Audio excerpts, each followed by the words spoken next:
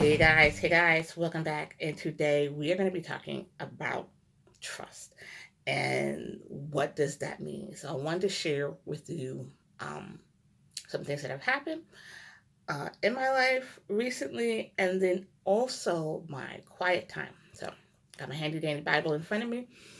I have been reading through the Bible for the last almost 2 years. I started just before my birthday 2 years ago.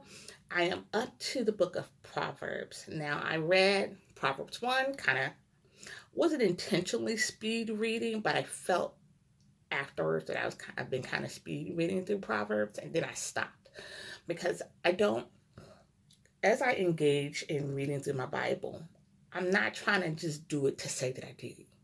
Like, I have thoroughly been enjoying this process. I've learned so much. Oh my gosh, I've learned so much. My heart has been so encouraged. And so, but I felt like when I got to Proverbs, like I was reading, but I wasn't retaining. Like my eyes were seeing it, but my heart wasn't receiving it. And that's not what I want when I read through the Bible. And so I kind of paused at like the first stanza, if you will, first section of Proverbs chapter 3. And I went back. And I went through, I started with Proverbs 2 and just went kind of section by section.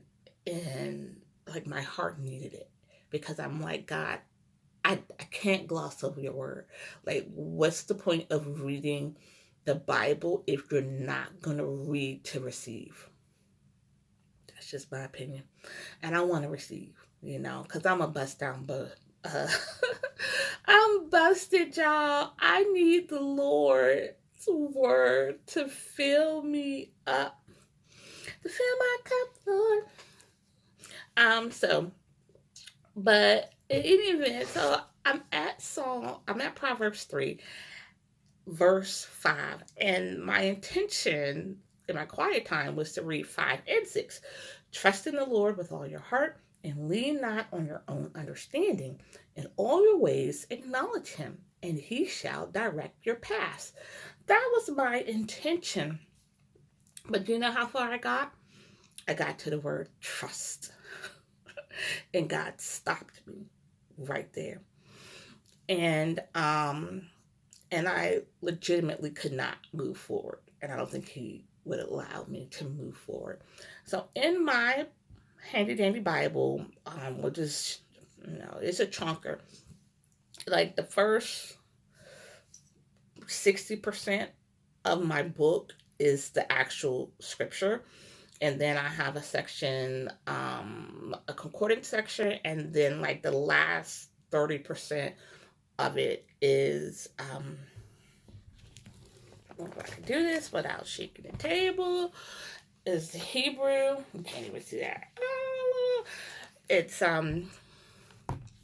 the Hebrew and Aramaic, and it gives me the original word plus how to pronounce it and where this word is found throughout the scripture and what it means, like the original meaning, not the translated, but the original context in which the word was used. And I love that. So I got to trust, and it stopped me because a lot of things that I've been reading, and I'm thinking, oh, I know what that means because I'm reading the translation. And so I understand what the translation means. But then I'm like, let me go back to the original Hebrew and figure out what they're actually saying. And I've been realizing that some of these translations fit more modern era, but it does not fully address the original context in terms of what the word was used. So I want to read something to you guys. I'm going back to so the word is trust, okay? Because I couldn't get past that. Trust in the Lord with all your heart. I'm a woman that's been through a lot, and I struggle with trust. I tell it to my husband all the time. I'm like, it's not you, it's me. We're 20 years, almost 20 years, in October. We would have been married. So why I do trust, because I wouldn't have made it this far. I struggle with trust. I struggle with trusting myself. I just struggle with trusting the Lord, trusting family, friends. You know how you've just been hurt so much and you have this like defensive shell and it's hard to let people in. And Lord bless my husband that he has been so patient with me, and it has not been easy. But when it came to trust, I could tell you, I have been like, I trust Lord. I wouldn't have made it this year. It's 24 years as a disciple. Woo! Like, you can't tell me I don't trust. Let's look what the Hebrew says. Let's look at the original context. Okay? So, it's pronounced batak. Okay? And it means to trust, to be confident, to be sure, bold, to rely on, okay, to put one's security in. It is expresses the feeling of safety and security that is felt when one can rely on someone. Okay, it is the state of being confident, secure. Watch this part, because this is what broke my heart. Without fear. The state of being confident and secure and without fear. And the good Lord was like, you got 2 out of 3, baby girl. I got some confidence. Yeah. I know the good Lord saved me. I'm so grateful. I would not be here. Am I secure in that? Yeah. But what about the fear? Without fear. And I realized like how much fear has been gripping my heart a lot lately. So I got a diagnosis earlier this year, and the doctors are like, we're going to just watch these cells and see what these little buggers are doing in your breast, and because they really shouldn't be there, and they shouldn't be doing what they're doing.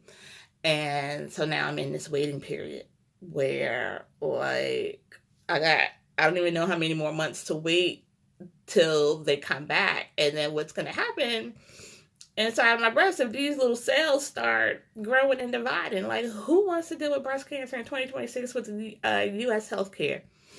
Not me, but also the area where this, I don't even know what to call it, this mass or whatever it's at. Like, it's been more painful over the last couple months since I've been in my waiting period. And so I've been dealing with this pain here in my breast. And then I've been dealing with more pains here. And the doctor's like, well, it could be your gallbladder. It's going to be either your gallbladder or your liver. Who wants liver issues in 2026? I am boring. I don't drink. I don't smoke. I don't do drugs. I'm not around people that do. At least not actively in front of me. Like, I am just a boring woman.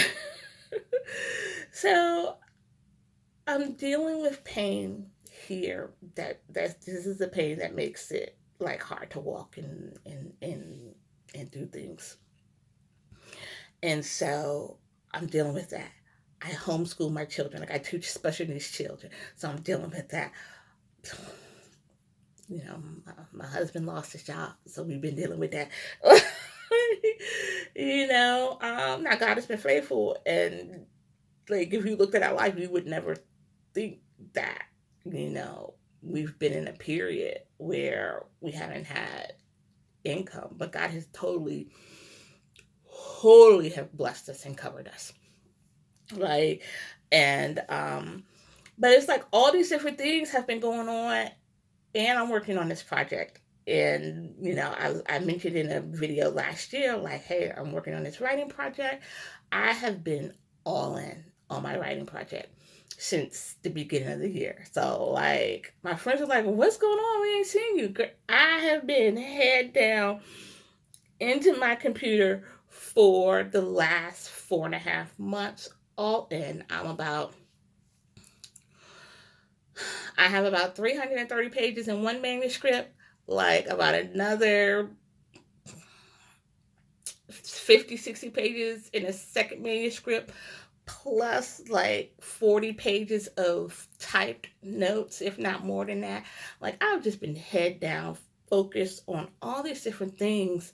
And I realized I have been tight gripped on all these different things. I've been holding on tight. Like, no, this is my Bible study. This is my manuscript. These are my children in my homeschool. This is, my family, and we're going to make do with whatever the good Lord allows us to make do with, because we don't know where the next income is going to come. Like, I've been holding on so tight to all these different things. And God has been like, do you trust me? Like, let go. Do you trust me? Or are you going to just continue to live inside of this shell, holding on to everything for dear life, as opposed to releasing it, genuinely releasing it to the Lord? And that's where my heart's been at. Like, God has been showing me, I've been living in fear. Fear of what's going to happen next. Fear of, am I really a writer? Like, God, you called me to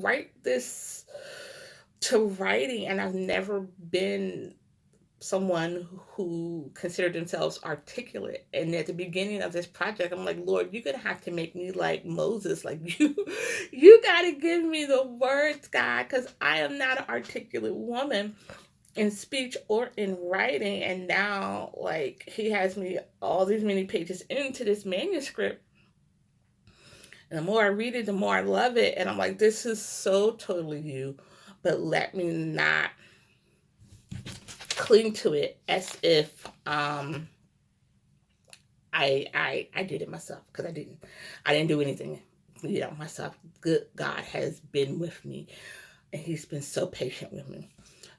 So, like, learning to let go and to let God and to truly trust in him with all my heart. Like, that is something that I did not realize I was struggling with. And God just kind of revealed that to me, because I'm always trying to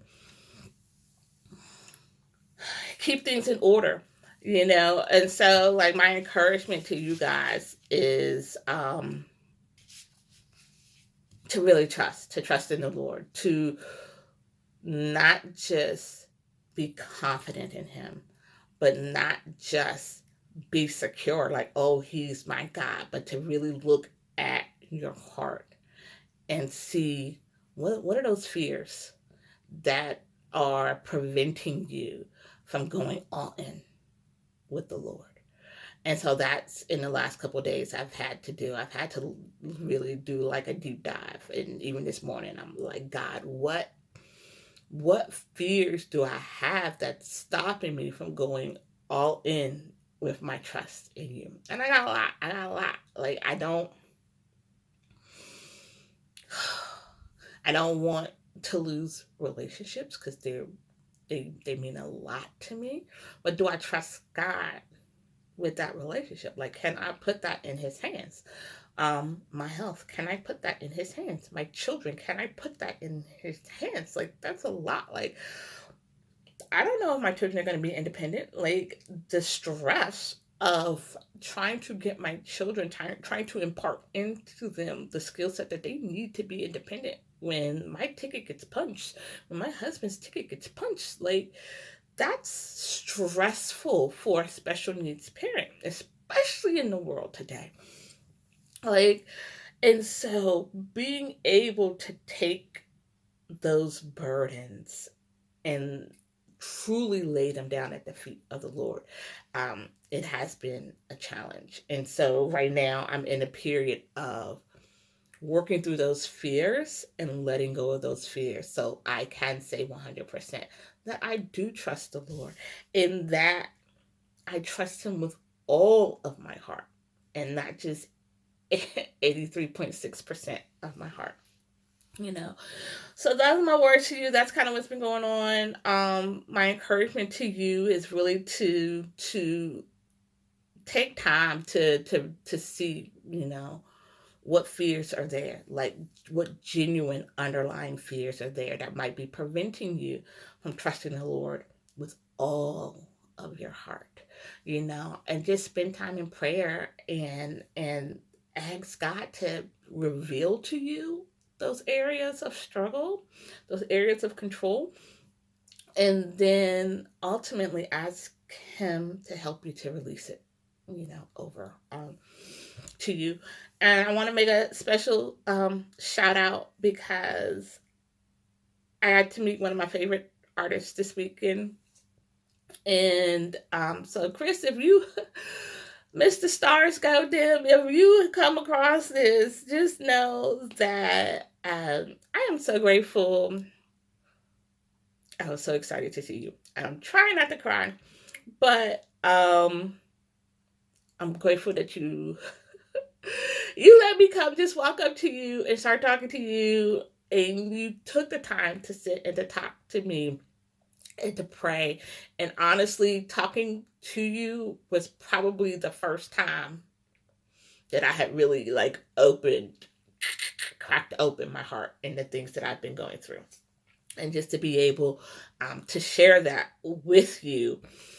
And I appreciate the fact that you offered to pray for me. And I really didn't realize how much I needed to surrender my heart. And I believe that God set up that meeting, because I needed that. My heart needed surrender. My heart did not have peace. And you saw that. And so thank you for taking the time to talk with me. Thank you for taking the time to pray over me. God knew I needed to make it to that concert and to run into you. So thank you. I will definitely keep you and your family and your band in prayer, but guys, I'm learning to be surrendered. That's not my strong point. I'm learning to trust guys. That's not my strong point. So if you understand, if you're like me, where trust is not your strong point, dig into your word. Proverbs 3, I'm telling you, just that one word, trust. We can't even get to the rest of that scripture, in the Lord with all your heart, if we're not willing to let go of the fear that's in our heart. So those are my words of encouragement to you. Let go of the fear in your heart so that you can trust the Lord, right? We'll see you in the next video. Okay? Bye.